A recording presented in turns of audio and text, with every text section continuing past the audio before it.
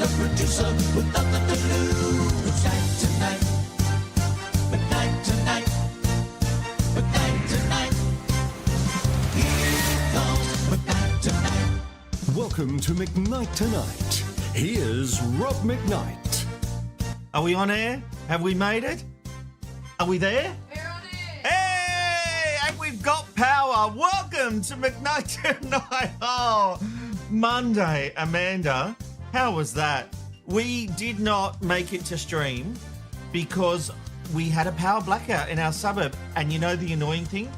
All the other suburbs were fine. Our backup generator, not working at the moment because I think I flooded it or something. I don't know what I've done, but I don't even know how to get the fuel out. So, you know, lessons to learn and things to do.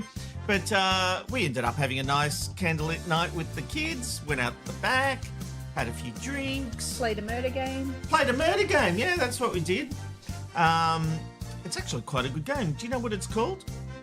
A murder game? I don't know. I can't remember. Hey, but I tell you what, look at this, hey? That's looking pretty snazzy, yeah. This is my new McKnight Tonight cap that you can get at the Shopify store, McKnightTonight.myshopify.com. It is really good quality. I'm very, very happy with that. What I wasn't so happy about, this is the t-shirt. It looks better on screen. It's good quality, but it's purple. And on the website, it looked a really nice blue. I've taken this off. You cannot buy the purple t-shirt anymore, but the quality is really good, actually. I wonder, this may actually be a bit big for me. Maybe I'll have to get a blue shirt in the smaller version. Well, maybe I'm losing weight, Amanda. But yeah, look, good quality, but maybe not quite. But I'm loving this hat with the stitching. That is just so great. Yeah, just go to McKnightTonight.myshopify.com. And of course, watching the show, don't forget to take part in the conversation at YouTube by going to youtube.com/@McKnightTonight. And if you are a first-time watcher, or maybe you're a long-time watcher but never commentated, commentated. Maybe it was good we were off air on Monday. Don't forget to subscribe to McKnight Tonight and hit the bell so you always get notifications of when we're going live and when new videos are going up. All right, a lot to talk about. I mean, geez, it's been a wild day. Clive Palmer had the quote of the day, and I'm going to play that for you as the back-end quickie. That's how hilarious I think it is. It literally made me laugh out loud. But anyway, there is so much coming up on this edition of McKnight Tonight. Let me tell you about it. Coming up, a major shift in how our courts operate, with New South Wales moving to scrap so-called good character references during sentencing. In Victoria, the government is talking tough on illegal tobacco, but a new crackdown launches without the power to actually shut down illegal stores. In Rob's Rant, the big thing I didn't like about the Australian Open, and later, the Epstein files. A new release of documents has reignited global speculation, political finger-pointing, and conspiracy claims. So what's real and what isn't? We'll find out with our expert. That's all coming up right now on McKnight Tonight. Now, into our hot topics. The New South Wales government is moving to scrap one of the most controversial elements of the criminal justice system, the use of so-called good character references during sentencing. Under new laws to be introduced this week, offenders will no longer be able to rely on glowing references from friends, colleagues, or community leaders to argue for a reduced sentence. The change follows years of campaigning by victim survivors, particularly those who say these references re-traumatise victims by presenting offenders in a positive light, often in cases involving serious violence or sexual abuse. Now, until now, judges have been required to consider an offender's good character during sentencing, with the only exception being child sexual abuse cases under a special rule. Doesn't this make sense? Like, this is such a no-brainer to me. How can you have two people have done the same crime yet one gets a reduced sentence because they've got a better reputation in the community, a better standing, and they can get good references. It does not make any sense. When you do a crime, it should be equal judgment. It's really, really simple. You know, a review by the New South Wales Sentencing Council, it found the provision was not only vague and poorly defined, but it was deeply distressing for victims. Can you imagine? You are the victim of a crime, and you are here listening to how the perpetrator of this crime is such a good person, loved in the community. Well, okay, they can put on a good mask. Now, the council concluded it could give the impression that an offence was less serious or that an offender was less morally culpable simply because of past good works. Yes, this makes such sense. Now, look, judges will still be able to take into account an offender's prospects of rehabilitation, the likelihood of reoffending, and whether they have previous convictions. That's fine. I don't have a problem with that. But it's about time that in law, all people were treated equally. You don't get a fairer go because you've got money, your parents have got money, and you've got good standing in the community. You're such a good man. I can't believe that he did that. No. If you're found guilty of something, you get the law thrown at you. It's really, really as simple as that. No ifs, no buts. That's it. Here comes McKnight Tonight. All right, let me know your thoughts on that one by going to youtube.com/@McKnightTonight. Plenty more topics to get through, so let's move on. Our government still don't seem to understand the fact that high ciggy taxes are fueling the illegal tobacco trade. This is something I've talked about a lot on McKnight Tonight, and it's only getting worse because new laws have now come into effect in Victoria. Premier Jacinta Allen has committed $46 million to the scheme, and the penalties on paper are severe. Fines of hundreds of thousands of dollars and jail terms of up to 15 years. But just 14 inspectors will be responsible for policing thousands of retailers statewide. Now, under the Allen government's new licensing regime, inspectors can seize products and issue fines, but they cannot close stores operating illegally. And on the very first day of enforcement, get this, journalists from The Age, they actually went and bought illegal Manchester cigarettes from an unlicensed shop just metres from the headquarters of the new regulator, Tobacco Licensing Victoria. So it seems business as usual. And it seems to be a government trying to look tough but failing to actually accomplish anything. And the simple fact is they're missing the point entirely. We never look to cause with these things. Why is illegal tobacco thriving in this country? It's quite simply because the cost of cigarettes are too expensive. The tax we are putting on ciggies to deter people is actually not having the effect of stopping people from taking up the habit, or more specifically, people who are already addicted. It's not stopping them. What it's doing is forcing them to look elsewhere for the product they love. And so we have this situation where the higher taxes fuel the illegal tobacco trade. And I have talked about this before. I talked about it when Murray Watt lied in Senate estimates when he was asked about whether the excise, the tax on cigarettes was feeding into the illicit tobacco trade. He said, no, absolutely not. There's no evidence. And I produced evidence on that. You can go and find that on my YouTube page. But here's the thing. These politicians just want to look tough, and they actually aren't trying to fix a problem. They will say, we're trying to help Australians. What they're doing is really cashing in. Because there's so many people tell me, especially on TikTok, where I've had like 130,000 views on that editorial, maybe even more. But either way, they literally are telling me, why would I spend $45, $50 on a pack of cigarettes when I can get a packet for $10, $15 at an illegal tobacco shop?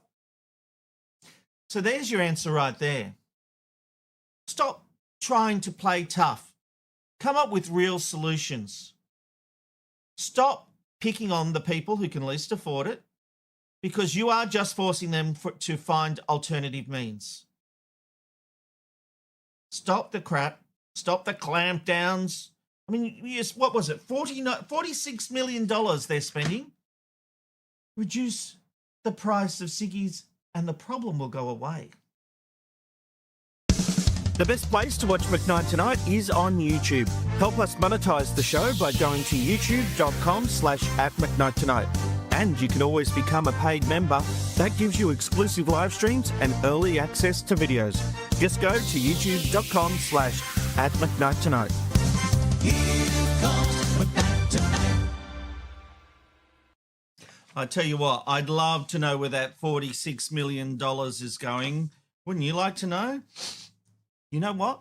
It smells a bit off to me. 14 inspectors, $46 million.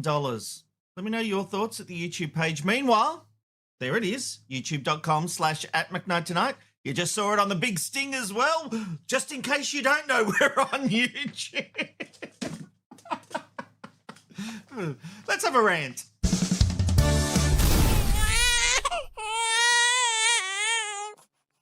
Now, I don't care what your politics are, whether you're left, right, whatever. There is something I can't stand when our leaders are on the stage at big events, and that is booing. Have a look at what happened at the Australian Open on Sunday night. On behalf of Tennis Australia, I'd like to welcome Victorian Governor, Her Excellency, the Honourable Professor Margaret Gardner, the Australian Prime Minister, the Honourable Anthony Albanese, the Deputy Victorian Premier, the Honourable Ben Carroll. I know it's become the thing, happened to Donald Trump in the US, but as Australians, I've hated it when it happened to John Howard. I hate it when it happens to Albo. I just don't like it when we show disrespect to our leaders while we're on the world stage. The Australian Open goes around the world, especially the final. People are watching it. And I don't know, there's just something unseemly to me that when we boo our leaders, it shows a real disrespect. You can not like their policies, you can not like what they're doing, but at some point, don't we have to have some level of respect? You know, in America, there is a lot going on with the administration. But let's be honest, whatever you think of Albo, there's not a huge difference between the left and right in our country when it comes to the major parties. So what is the level of hatred that we have got towards our leader? I just think they should be shown some respect. I'm not saying yell and scream and whoop and holler for him. I'm just saying that when we're on the world stage and when we've got sporting events, why is it okay to boo our leaders? No, we're a democracy. Of course it's okay. Can't stop anyone. I'm not saying the police should go in there, but I just think it's really unseemly. And I just think it makes us look terrible. I really just don't like it. But let me know your thoughts.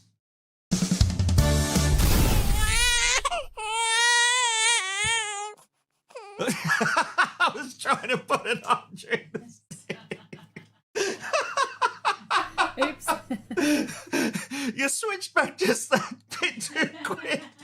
Because I was just going to say something I do love is the McKnight Tonight hat. I genuinely love this hat. I'm gonna wear it all the time. If the hair goes, I won't need If?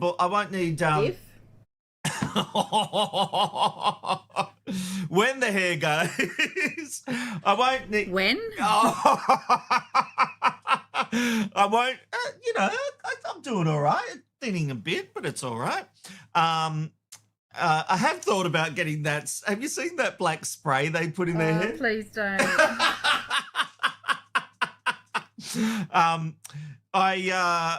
What was I saying? Oh yeah, just You love the hat. Yeah, I was going to say that For bald spots. if I go bald, heaven forbid with this.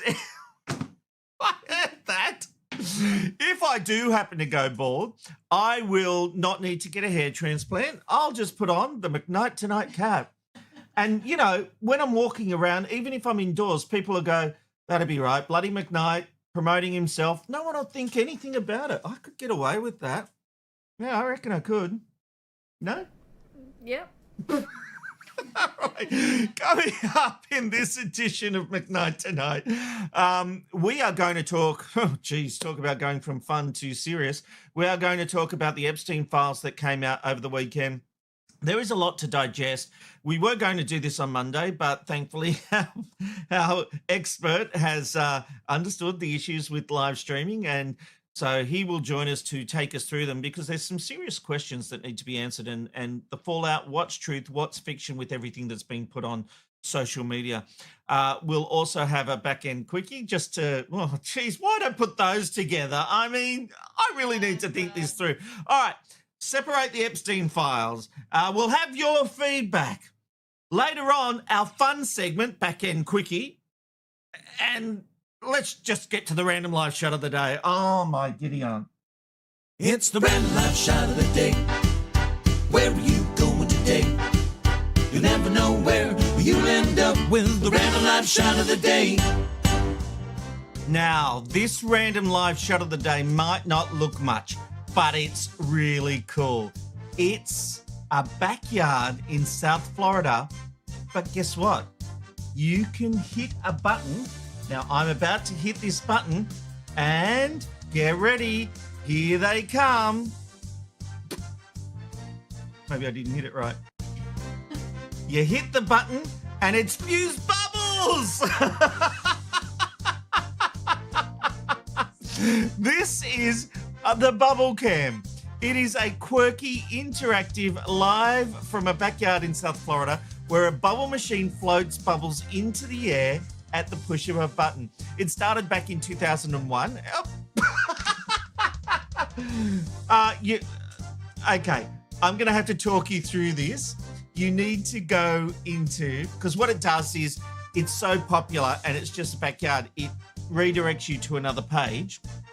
So can you right click on the input, Amanda? Yep. And then go to properties and then hit update.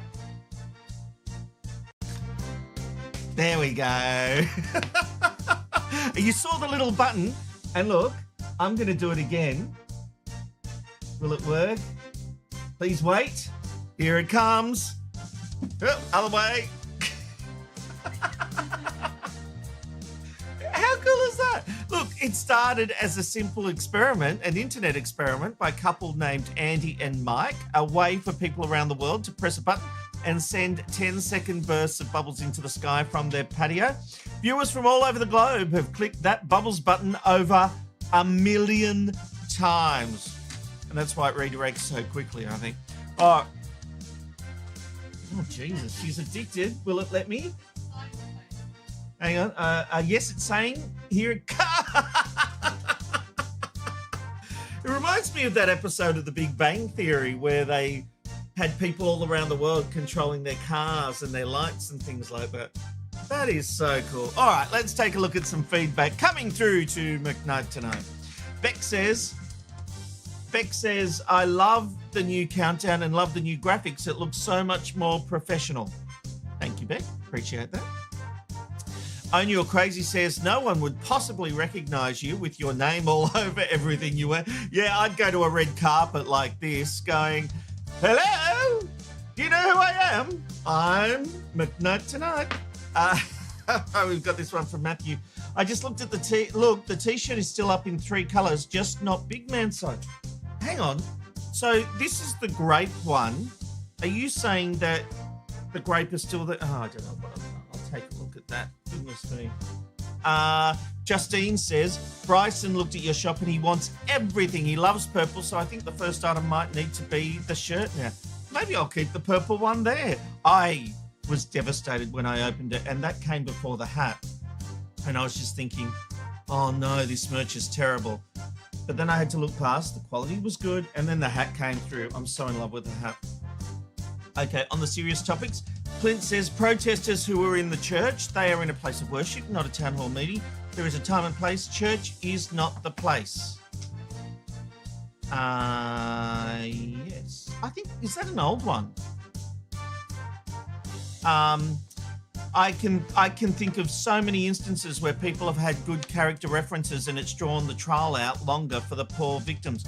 That Clint one seems like one from the other week where we were talking about when the church went in. I don't know.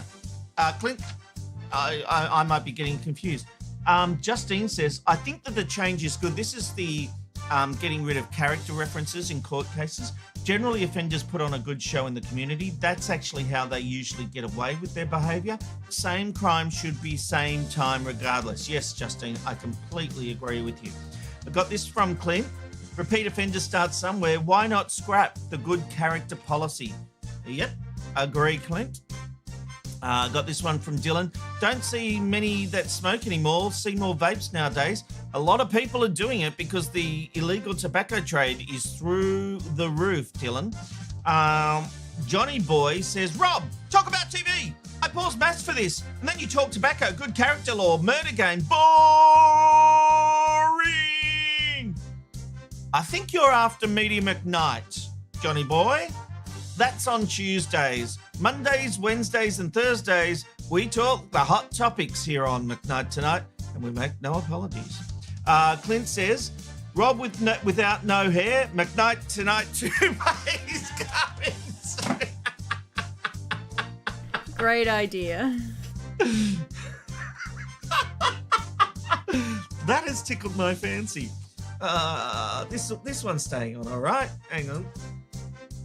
I might need you on that camera, man. Need to fix the hair up.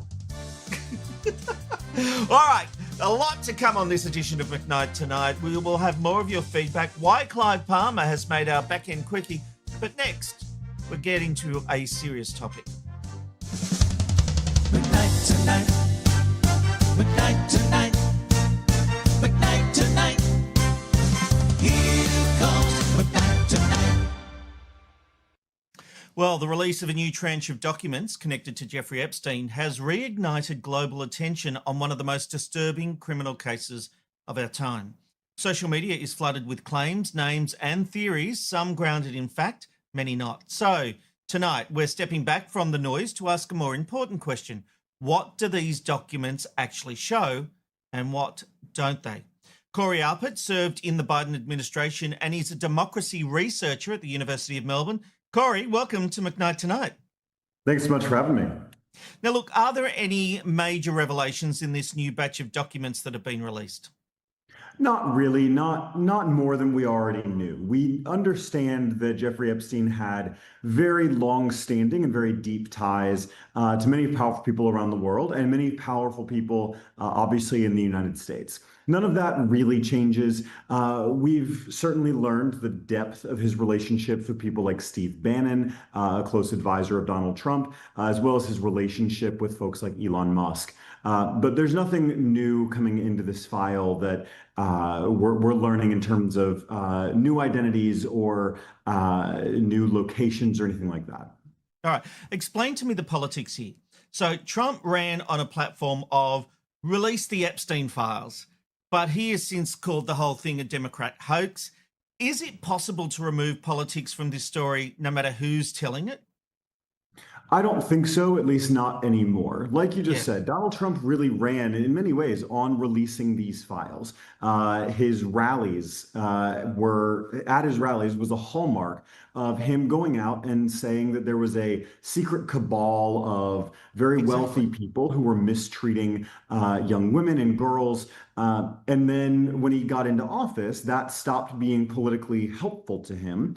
And then all of a sudden, it became very clear that he might actually be implicated in those files, and spent the first 9 months of his administration trying to do everything he could to slow or stop the release of those files, even though that was something that his voters very clearly thought that he was going to do.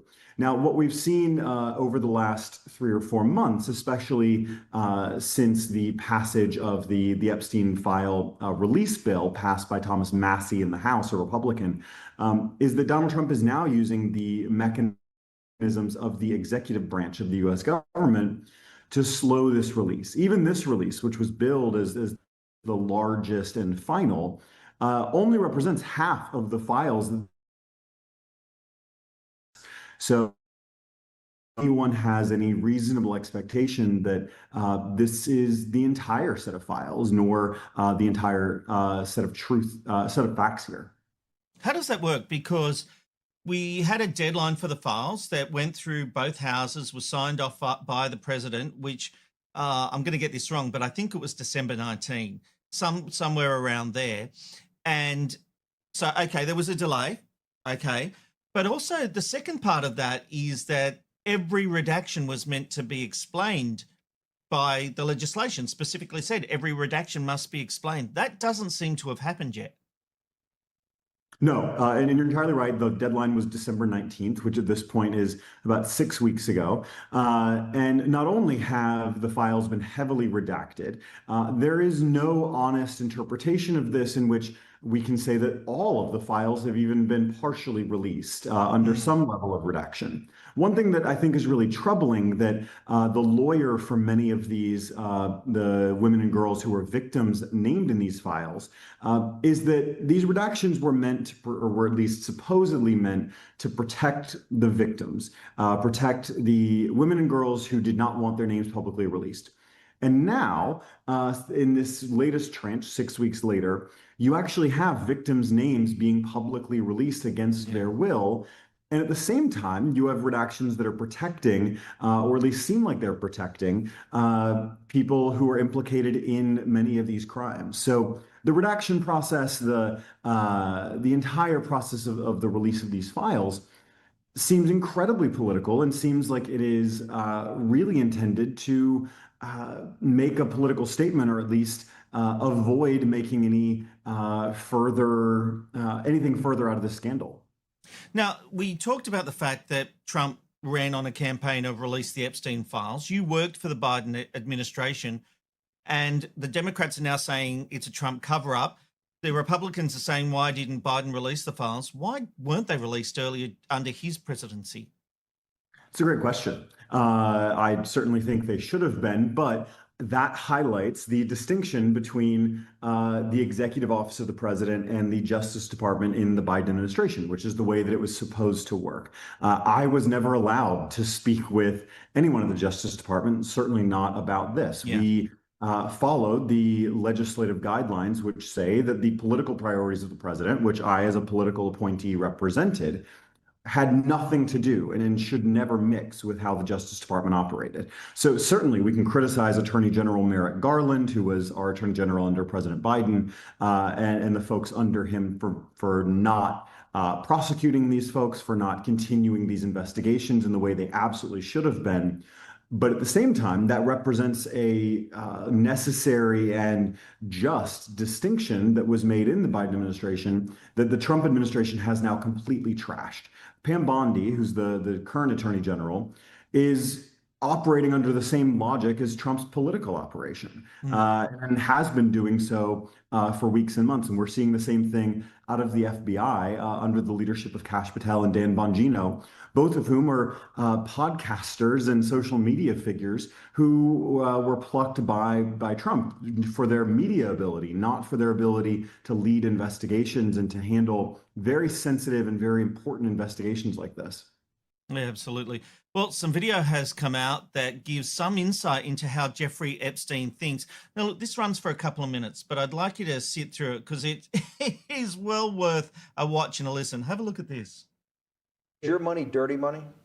If you live, I just asked a question. Is your money dirty money? No, it's not. So, in fact, why is it not dirty money? Because I earned it. But you earned it. I earned it legally. We went back to this before. You earned Yes. it. You earned it advising the worst people in the world, right? That do enormous bad things, and just to make more money. So, instead of asking me the question, should you take the money? Because I think it's a legitimate question. You think it's a legitimate question? Yes, no Why? question.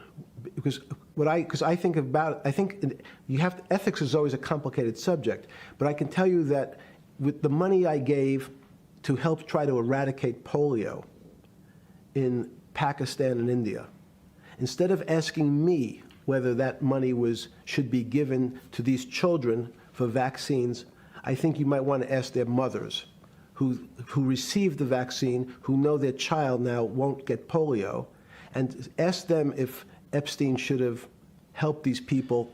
If we walked in, you're a mathematician. If we walked into that clinic where they're giving that money out to these people that are in the most dire straits of poverty and sickness, and told them that the money was coming from a, what are you, class 3 sexual predator? Tier 1. Was tier 1's the highest and worst? No, I'm the lowest. I'm the lowest. You're the lowest. Okay, tier 1, you're the lowest. But a criminal. Yes. That the money came from them. What percentage of people do you estimate? I understand you don't like probabilities. Do you estimate would say, I don't care, I want the money for my children? I would say everyone said, I want the money for my children. Did they know where the money came from? I think if you told them, if I told them the devil, 100%. the devil himself. The devil himself said, I'm going to exchange some dollars for your child's life. Do you think you're the devil himself? No, but I do have a good mirror.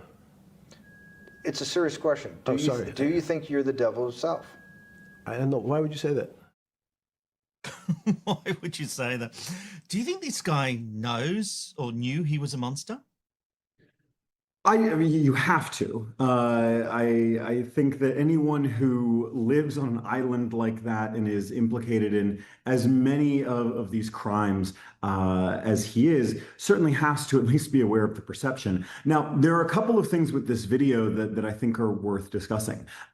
Sky News released this video about 12 hours ago, and the interviewer, the person off camera, is not identified. It seems like it's probably Steve Bannon.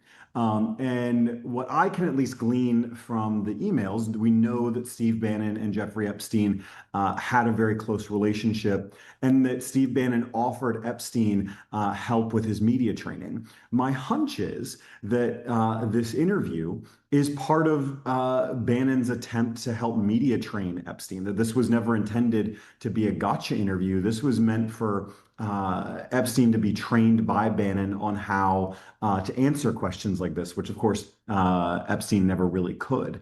But I think that there is a massive level of moral perversion that would have to happen for a person to not see what they're doing is wrong. I think that Epstein had to tell himself that, what he was doing was okay, or was at least justified for whatever reason. But certainly at some part of the deep recesses of his soul, he had to know that what he was doing was deeply wrong. Yeah, and justified it by saying, well, I gave money to people who needed it and they took it happily. I think you're right. These were definitely training videos, because there's another one I came across as well that's a longer one that, is him discussing the financial markets and all that kind of stuff. So I definitely think he media trained, and obviously media training in this circumstance to deal with tough questioning. And he looks off camera like, why am I being asked that question? Yeah, I mean, look, this is reminiscent of being in debate prep with candidates, where we ask them a question that a moderator might ask, but they think is unfair. I mean, it's sort of basic human psychology of someone who is suddenly thrust into the public light and is being asked uncomfortable questions. But look, the heart of the matter is the mere fact that Epstein thought that he needed media training and that he needed someone who helped coach Donald Trump on his own media training, I think is evidence enough that he knew that he was going to get very difficult questions, that he was involved in something so murky that it was worthy of this type of questioning. I think any of us would be wise to steer clear of any situation where that might even become necessary or even plausibly necessary for us to engage in.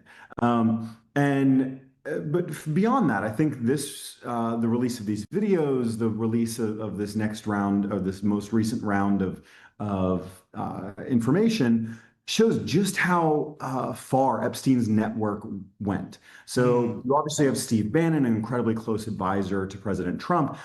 You have members of governments all across the world. Obviously, former Australian Prime Minister Kevin Rudd is mentioned, although it seems like that's more an attempt for Epstein and his network to become ingratiated with Rudd rather than Rudd reaching out. But the Epstein network reached very far and wide, and I think this was part of their justification. that by having this global network of power, that was his overall mission. And if a couple of women and girls got hurt along the way, so be it, which is an incredibly dark strain of thought. That seemed to be the thing that justified how much power Epstein could find himself in the center of.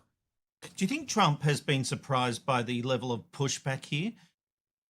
Absolutely. I think Donald Trump is used to having an immediate sense of control over his followers. We saw this in September, October of last year when he told his followers quite directly that they needed to listen to him, that they needed to shut up, that they needed to not ask any further questions about the scandal because it was actively hurting his political prospects.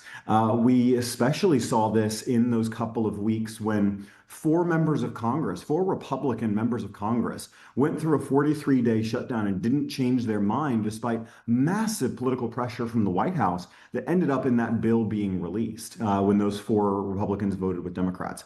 So I do think that Trump is very used to scandals sloughing off of him. I mean, just days ago, we were talking about him potentially invading Greenland, and which under any administration would be a massive scandal. And he's used to that falling to one side. I mean, it takes a good bit of recollection, but when he was running for president in 2015, he said that he could shoot one of his own supporters on Fifth Avenue in New York City and get away with it. He thinks that he can get away with all of this stuff. And for a couple of reasons, and we can get into this is a story that won't go away. It touches on too many things that are too important to too many people.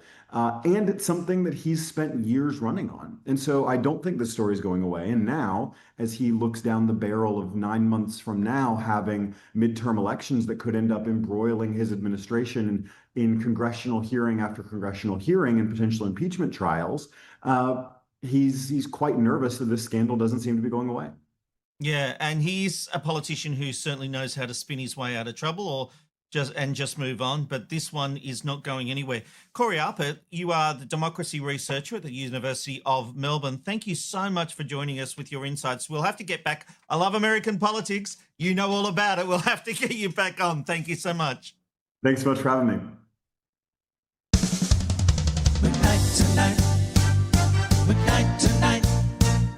McKnight Tonight. Here comes McKnight Tonight. It was interesting. Today, Channel 9 had an exclusive with Bill Gates, who it was bad timing for Bill Gates because all this has been coming out about his mentions in the Epstein files. And there were claims in Epstein's emails that he had basically had sex with a Russian prostitute and he got a sexually transmitted disease. And he was asking for a pill to give his wife, Melinda, without her knowing. Is it Melinda, his wife? I think so. Anyway, Nine just happened to have an interview with him today because he was out here doing some philanthropic thing. And they got to ask him about, he denied everything, of course, and said, I don't know why he wrote those things, but it's not true. And there is a thing, and especially when we look at Kevin Rudd and Clive Palmer. Clive Palmer today said that he has never met Jeffrey Epstein, and the only contact he had with Steve Bannon was in the middle of the night when Steve Bannon called him. And he said he had one conversation, didn't realize who he was because it was 3 o'clock in the morning. And Kevin Rudd denies ever meeting him, says there's nothing in any of their books. There were no meetings. So what we've got to try and find out is what is the truth and what that whole interview was about. What is the fact? What is the fiction? Because Jeffrey Epstein may have been writing things in his emails, but were they true? Was it him just trying to have influence with people or have the appearance of having influence? It's very, very messy. But out of everything, what we need is justice for the victims. And I'm not even saying alleged victims because they were victims. And I can't believe that Donald Trump, after running on a whole thing of release the Epstein files, is now like abusing reporters for daring to bring it up. Why are we still talking about this? He wants to move on. And I genuinely think that the Epstein files, the redactions have been more about protecting Trump than the victims. We've seen that many victims have been named, over 500 mentions or something like that. I think that was just for one victim. and their nude photos have been up there. The photos of their abuse has literally been put in the DOJ files.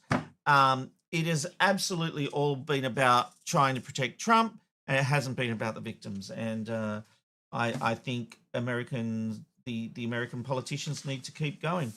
All right.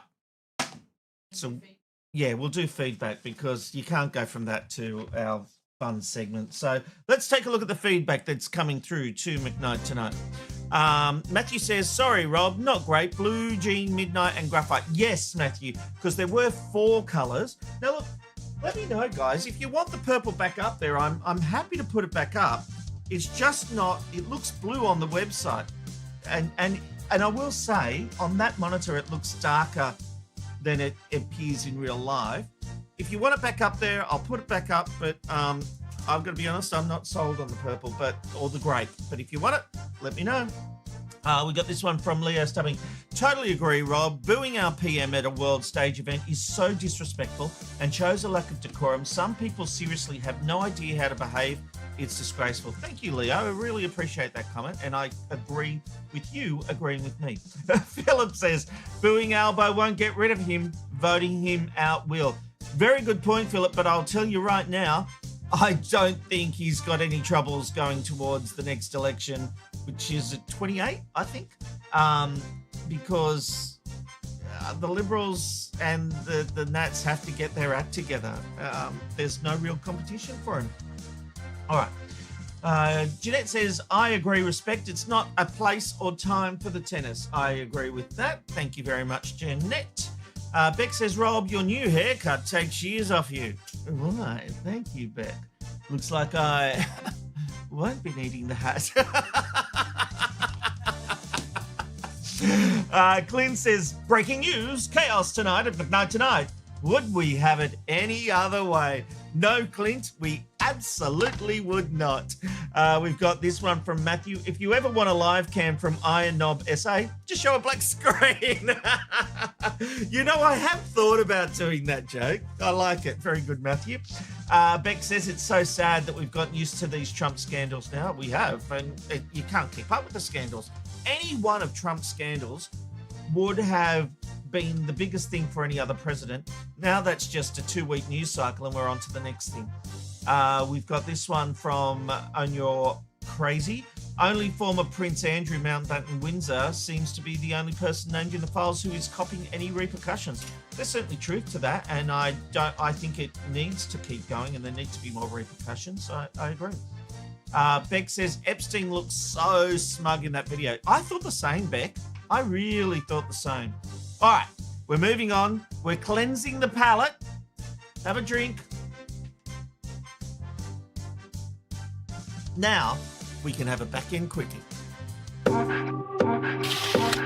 It's time for a back-end quickie.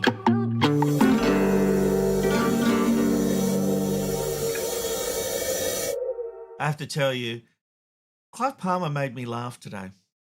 And when I play this, I'm going to react how I reacted when I saw this for the first time. I'm going to amp it up a bit. But this was him on Afternoon Briefing talking about the state of the Liberal Party. I think the Liberal Party brand is basically dead, right? I don't think they've got anyone. I don't think Susan Lee could make an impression on a cushion, right?